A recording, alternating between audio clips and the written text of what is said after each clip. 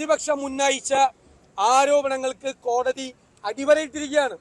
മാത്രമല്ല ഒരു വാസു പിന്നീട് വന്ന ദേവസ്വം ബോർഡ് പ്രസിഡന്റ്, അയാൾക്ക് ഉണ്ണികൃഷ്ണൻ പോയിട്ട് മെയിൽ അയച്ചിരിക്കുക, ബാക്കി കുറെ സ്വർണം വന്ന് അതൊരു കല്യാണം നടത്തി കൊടുക്കാന്ന്.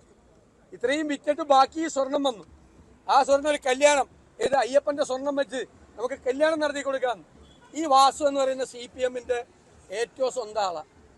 ഞാൻ അയാളുടെ CPM പശ്ചാത്തലം ഞാൻ വിശദീകരിക്കണ്ടല്ലോ, നിങ്ങൾക്ക് എല്ലാവർക്കും അറിയാവുന്ന CPM പശ്ചാത്തലമുള്ള ഒരാളാണ്.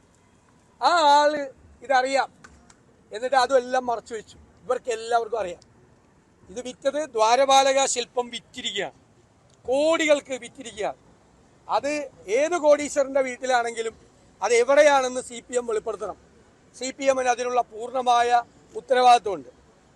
പിന്നെ ഇന്ന് ചില മന്ത്രിമാർ, 3 മന്ത്രിമാരാണ്, അവർ വളരെ സീനിയേഴ്സ് ആയിട്ടുള്ള അംഗങ്ങൾ ഈ സഭയിലുണ്ട്. ഇവർ 3 പേര് പുതിയതായിട്ട് നിയമസഭയിൽ ഒന്നാളല്ല. അവർ ഞങ്ങളെ നിയമസഭാ ചട്ടങ്ങളൊന്നും പഠിപ്പിക്കണ്ട. ആദ്യമായിട്ടാണ് ക്വസ്റ്റ്യൻ അവർ സ്തംഭിപ്പിച്ചെന്നുള്ള രീതിയിലാണ് അവർ നിയമസഭ സ്തംഭിപ്പിച്ചെന്നുള്ള രീതിയിലാണ് അവർ സംസാരിക്കുന്നത്.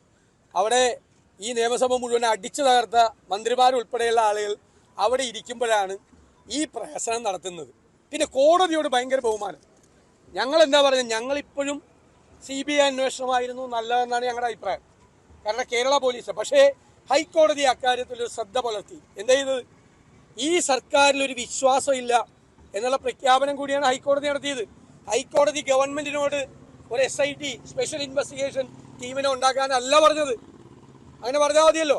സർക്കാരിലും പോലീസിലും കോടതിക്ക് വിശ്വാസം ഉണ്ടായിരുന്നെങ്കിൽ കോടതി പറയാം, ഇത് അന്വേഷിക്കണം, നിങ്ങൾ ഒരു സ്പെഷ്യൽ ഇൻവെസ്റ്റിഗേഷൻ ടീം രൂപീകരിച്ച് നിങ്ങൾ അന്വേഷിക്കണം എന്നല്ല പറയേണ്ടത്. അതല്ല പറഞ്ഞത്. സ്പെഷ്യൽ ഇൻവെസ്റ്റിഗേഷൻ ടീമിനെ ഹൈക്കോടതി സെലക്ട് ചെയ്തു. താഴ്ന്ന ഉദ്യോഗസ്ഥനെ തൊട്ട് മുകളിലുള്ള ഉദ്യോഗസ്ഥന്മാരെ ആരായിരിക്കണം എന്ന് കോടതി തീരുമാനിച്ചു. ഈ ഗവൺമെന്റിന് വിശ്വാസമില്ല. കോടതിയുടെ നിയന്ത്രണത്തിൽ അന്വേഷണം നടക്കുന്നതിന് ഞങ്ങൾക്കെതിരല്ല. ഞങ്ങളുടെ ഡിമാൻഡ് ദേവസ്വം മന്ത്രി രാജിവെക്കണം, ദേവസ്വം ബോർഡിനെ പുറത്താക്കണം എന്നുള്ളത് തന്നെയാണ്.